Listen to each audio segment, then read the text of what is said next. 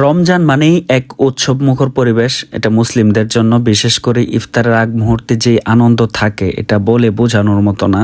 তো আমি গেছিলাম যে ইফতার কেনার জন্য, এ সময় আবার নামাজে রক্ত হয়ে গেছে, যার কারণে নামাজটাও আমি পড়ে নিলাম মসজিদে। তারপরে আমি ইফতার কিনতে আবার চলে আসি। আসার পরে এখান থেকে আমি 200 টাকার যে হালিম নিয়ে নিই। তারপরে এইখানে আরও বোট মুড়ি টুড়ি এইটা সেটা কত কিছু আছে জানেন, এই ইফতারের আগ মুহূর্তে বিশাল আমেজ জমে যায়। তারপরে ঠান্ডা হওয়ার জন্য এখানে লাবান টাবান আরও অনেক কিছু আছে, রোজার দিন এটা লাগে, খুবই ভাল লাগে।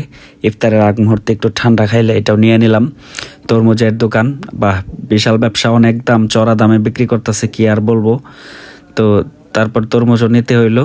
এদিকে হচ্ছে আমি বাজারে শুধু একটুক্ষণ দাঁড়িয়ে দেখতেছিলাম যে মানুষের সমাগমটা কি পরিমাণ। সন্ধ্যার আগে কিন্তু খুবই ব্যস্ত থাকে।